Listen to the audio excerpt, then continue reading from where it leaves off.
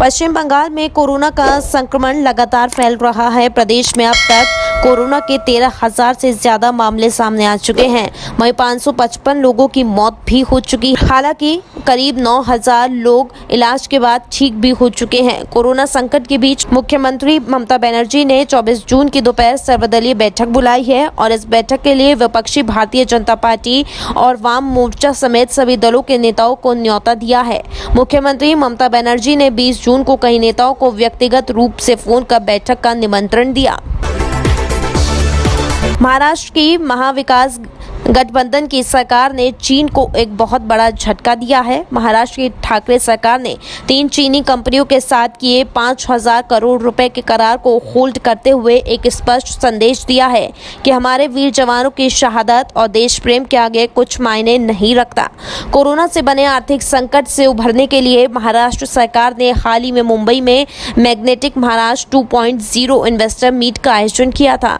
इस मीट में महाराष्ट्र की ठाकरे सरकार ने 3 चीनी कंपनी JMW यानी कि great wall Motors, PMI electro mobility और फोटोन चाइना और HELGI इंजीनियरिंग के साथ करार किया। ये तीनों कंपनियां 5,000 करोड़ रुपए का महाराष्ट्र में निवेश करने जा रही थी। ये करार बीते सोमवार को हुआ था। मंगलवार को भारत सीमा विवाद में 20 जवानों की शहादत की खबर आई और महाराष्ट्र सरकार ने फौरन देश हित में ये एग्रीमेंट आगे न लेने जाने का निर्णय लिया। दिल्ली हाईकोर्ट ने सोमवार को उस जनहित याचिका को खारिज कर दिया जिसमें घटिया किस्म की PPE किट बनाने वाले लोगों के खिलाफ कार्रवाई की मांग की गई थी। चीफ जस्टिस DN पटेल और जस्टिस प्रीक जालान की एक डिवीजन बेंच ने मामले की सुनवाई करते हुए कहा, इस बारे में पहले ही सरकारी एजेंसियों ने पर्याप्त गाइडलाइंस जारी किए हैं। हालांकि अदालत ने यह भी कहा कि यदि एक घटिया किस्म की PPE में निर्माता का रोल सामने आता है तो उसे कानून का सामना करना पड़ेगा।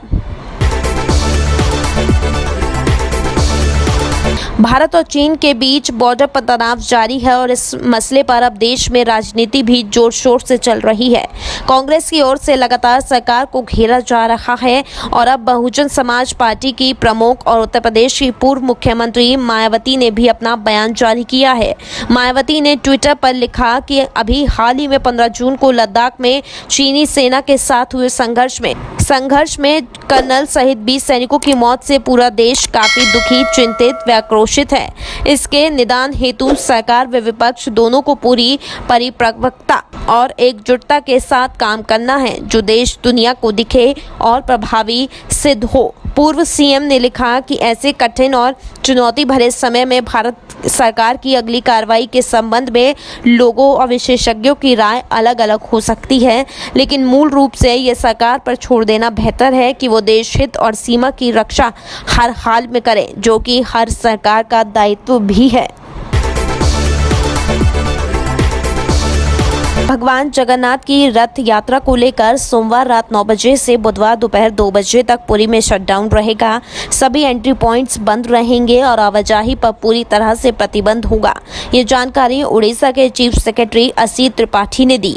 उन्होंने कहा कि रथ यात्रा के दौरान कोरोना के मद्देनजर कर्फ्यू जैसे प्रतिबंध रहेंगे। पुरी में जगन्नाथ रथ यात्रा को सुप्रीम कोर्ट की हरी झंडी मिल गई है। कोरोना के मद्देनजर सुप्रीम कोर्ट ने शर्तों के साथ रथ यात्रा की इजाजत दी है। कोर्ट ने कहा कि प्लेग महामारी के दौरान भी रथ यात्रा सीमित नियमों और श्रद्धालुओं के बीच हुई थी। इसीलिए कोरोना वायरस संक्रमण की वजह से पूरी रथ यात्रा पर रोक के खिलाफ सुप्रीम कोर्ट में कई याचिकाएं डाली गई थी। इन याचिकाओं पर सोमवार को सुप्रीम कोर्ट में सुनवाई हुई और इस मामले में chief justice of India SA Bobde ने 3 जजों की बेंच गठित की। इस बेंच में CJI SA Bobde, justice AS Bopanna और जस्टिस दिनेश महेश्वरी शामिल रहे। Subscribe now and press the bell icon. Never miss an update.